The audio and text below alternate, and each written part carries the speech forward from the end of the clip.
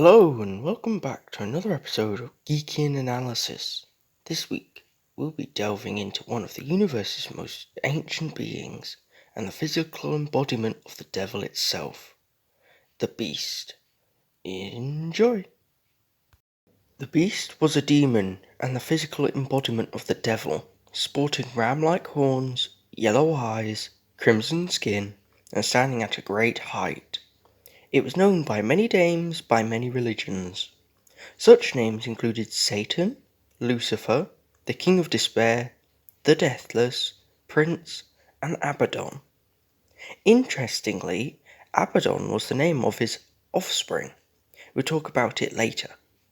Many religions were inspired by such concepts as the beast, creating mythical beings such as the devil, the Khalid god of war, and the horned beast for Draconia, Velconsadine, and Deimos.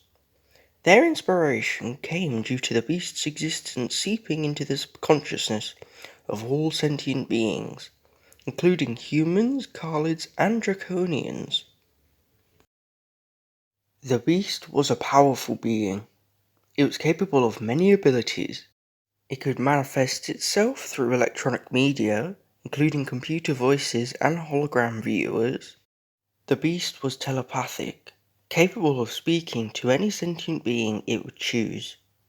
Its mind could leave its body and possess a single hive and or individual mind at any given time, as long as they were in reach. This was the case for the Ood and Toby Zed.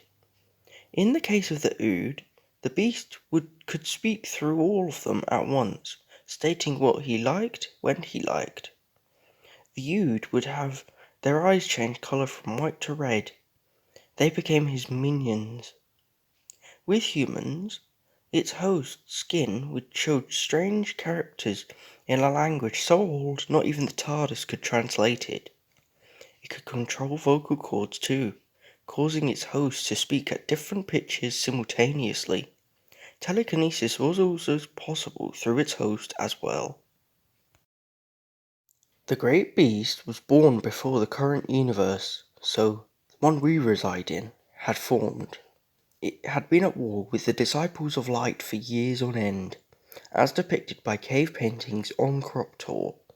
The pre-universal Disciples seem to have won this war and bound the beast in giant chains on the hellscape planet of Kroptor, which was orbiting black hole K37 Gem 5. 'Twas positioned close to the core of the world, deep underground in what seemed like an endless pit. It was the perfect prison. A field held the planet in orbit, and the beast's escape would break said field. If that were to happen, Kroptor would fall into K37 Gem 5 and take the beast with it, killing it. It was isolated there forever. The first interaction the beast had with beings of this universe, beyond very basic manifestation, was with the Walker expedition in 43K2.1. In our dating system, that's 4221, according to the Torchwood archives. The Walker expedition came to Kroptor in search of the energy that held the planet in orbit. They set up a colony, known as Sanctuary Base 6, and set their Ood slaves to work. The Ood were used by the expanding human empire in the 42nd century as slaves. They were telepathic creatures who came from the Ood sphere, the same system that was home to the Sensorites and their home planet, the Sense sphere. The Ood made up the majority of SB6's crew, with the rest being humans taking up science and security roles. Captain Walker was the initial team leader, with acting captain Zachary Cross Flame taking over the lead role after Walker's passing. Curtin Chenna, whose roles are unclear, Ida Scott was the science officer, Danny Bartok was the ethics committee member who watched over the Ood activities, Toby Zed was the team's archaeologist and served as the beast's host during his assault on the expedition. John Jefferson was the security chief. Scooty Manister was a trainee officer and the Beast's first victim of the SB6 team, and a male and female security officer supported the base's security. The Beast used Toby, who was alone at the time, to go outside. Scooty found Toby on the planet's surface without a spacesuit. The Beast tried hypnotizing her, but she broke free and tried escaping the corridor. The doors had locked with her stuck looking out on Toby. Through Toby, the Beast shattered the glass window, and Scooty was sucked out into the vacuum of space, slowly floating towards the black hole. She died. Ida and the Doctor went to investigate the bottom of the mine shaft. During this time, the Ood were taken over. This caused them to attack the other members of the expedition and left Ida and the Doctor trapped on the planet's surface. Meanwhile, the Doctor and Ida used what they had to descend into the pit that had opened. The Doctor descended into the pit, where he confronts the body of the Beast. He discovers that the body of the Beast is nothing without its mind, and it can only communicate through roars and growls. The Doctor also learns of the Beast's story, as described earlier. The Doctor breaks the field holding the Beast. Croptor becomes unstable, falling into the black hole.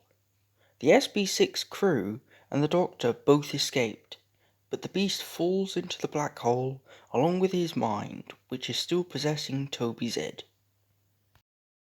Moving on slightly, Abaddon was the offspring of the Beast.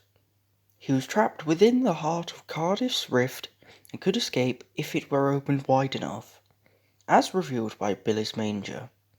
He watched over Abaddon and was one of his disciples, and presumably one of the last.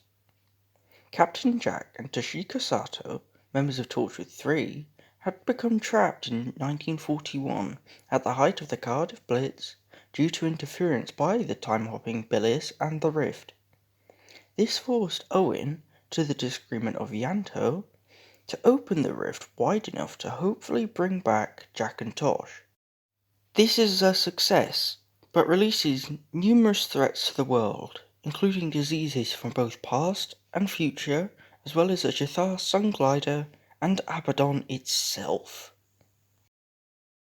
The giant beast was released onto Cardiff like everything else, where it would wreak havoc and take vengeance on the universe for imprisoning it.